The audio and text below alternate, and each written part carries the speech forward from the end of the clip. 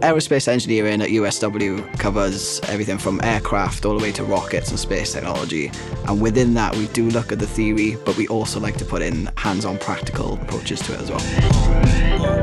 So some of the facilities our students will get to use include the wind tunnel, used for researching aerodynamics, especially with aerofoils for the designs. Another one is the workshop, where they get to then design, build RC aircraft and model rockets. And of course, we've got the flight simulator that they can then test their designs and gather data and evaluate them.